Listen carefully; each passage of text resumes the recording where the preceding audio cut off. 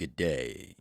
I am your guide, Morpheus, and welcome to Morpheus Chronicle. Fear has the power to shape our actions, often paralyzing us in the face of the unknown. Yet it is in confronting what we do not understand that we find growth and strength. The bond between people serves as a crucial anchor in these moments, providing comfort and courage to navigate uncertainty. At the same time, the line between reality and fiction blurs as story shapes our perspective, influencing how we see the world and ourselves. Storytelling in particular holds immense power. It can inspire, manipulate, or heal, reminding us that the narrative we believe in can become our reality. Before you take me up to bed, will you tell me a story? Do you actually need me to take you up to bed? I asked the boy. He thought for a moment, then, with intense seriousness, yes, actually, I think you do. It's because I have finished my homework, and so it's my bedtime, and I am a bit scared. Not very scared, just a bit. But it is a very big house, and lots of times the lights don't work, and it's sort of dark. I reached over and tousled his hair. I can understand that, I said. It is a very big house. He nodded. We were in the kitchen, where it was light and warm. I put down my magazine on the kitchen table. What kind of story would you like me to tell you? Well, he said thoughtfully, I don't think it should be too scary, because then when I go up to bed, I would just be thinking about monsters the whole time. But if it isn't just a bit scary, then I won't be interested. And you make up scary stories, don't you? I know she says that's what you do. She exaggerates. I write stories, yes. Nothing that's been published yet, though. And I write lots of different kind of stories. But do you write scary stories? Yes. The boy looked up at me from the shadows by the door, where he was waiting. Do you know any stories about the Clack the Rattling bag? I don't think so. Those are the best sorts of stories. Do they tell them at your school? He shrugged. Sometimes. What's a Clack the Rattling bag story? He was a precocious child, and he was unimpressed by his sister's boyfriend's ignorance. You could see it on his face. Everybody knows them. I don't, I said, trying not to smile. He looked up at me as if he was trying to decide whether or not I was pulling his leg. He said, I think maybe you should take me up to my bedroom then. You could tell me a story before I go to sleep, but a very not scary story, because I'll be up in my bedroom then, and it's actually a bit dark up there too. I said, shall I leave a note for your sister telling her where we are? You can, but you'll hear when they get back. The front door is very slammy. We walked out of the warm and cozy kitchen into the hallway of the big house, where it was chilly and drafty and dark. I flicked the light switch, but nothing happened. The bulb's gone, the boy said. That always happens. Our eyes adjusted to the shadows. The moon was almost full, and blue-white moonlight shone in through the high windows on the staircase, down into the hall. We'll be all right, I said. Yes, said the boy soberly. I'm very glad you're here. He seemed less precocious now. His hand found mine, and he held onto my fingers, comfortably, trustingly, as if he knew me all his life. I felt responsible adult, and I do not know if the feeling I had for his sister, who was my girlfriend, was love. Not yet, but I liked that the child treated me as one of the family. I felt like his big brother, and I stood taller, and if there was something unsettling about the empty house, I would have not admitted it for the world.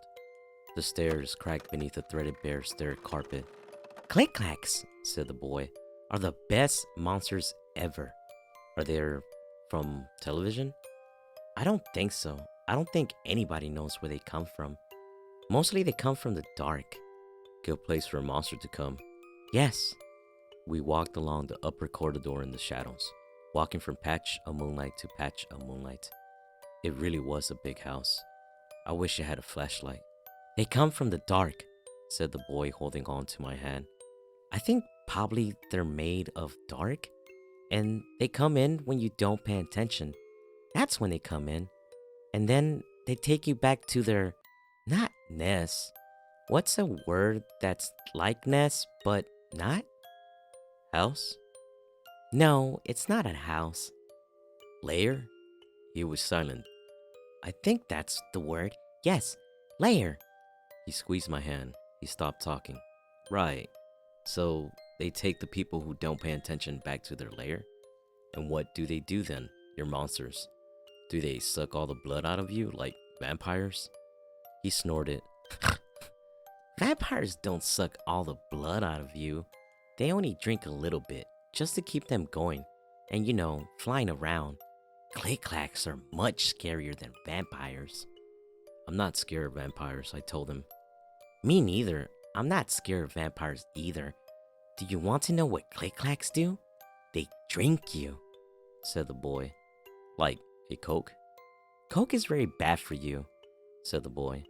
If you put a tooth in Coke, in the morning it will be dissolved into nothing. That's how bad Coke is for you, and why you must always clean your tooth every night. I had heard the Coke story as a boy, and had been told as an adult that it wasn't true, but was certain that a lie which promoted dental hygiene was a good lie, and I let it pass. Click-clacks drink you, said the boy.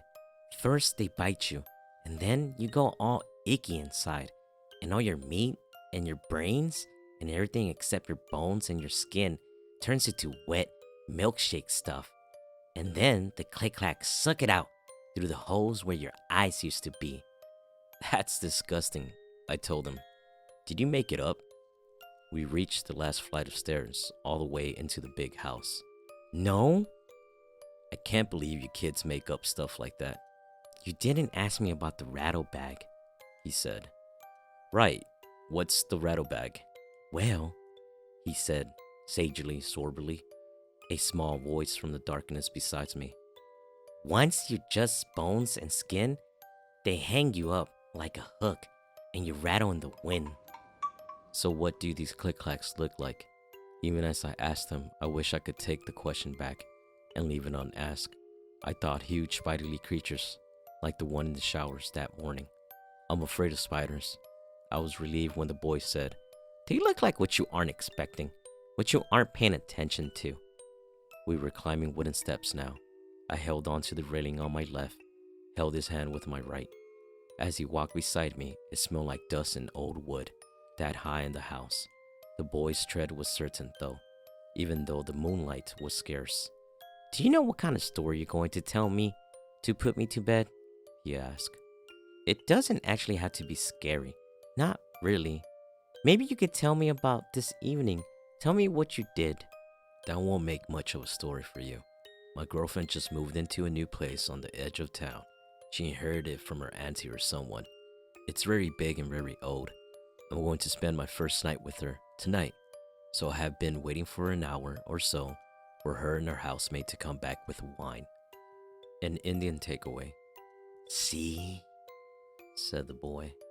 There was that precocious amusement again. But all kids can be insufferable sometimes. When they think they know something you don't. It's probably good for them. You know all that, but you don't think. You just let your brain fill in the gaps. He pushed open the door to the attic room. It was perfectly dark now, but the opening door disturbed the air, and I heard things rattling gently, like dry bones and thin bags, in the slight wind. Click, clack, click, clack. Like that. I would have pulled away then, if I could, but small, firm fingers pulled me forward, unrelentingly, into the dark.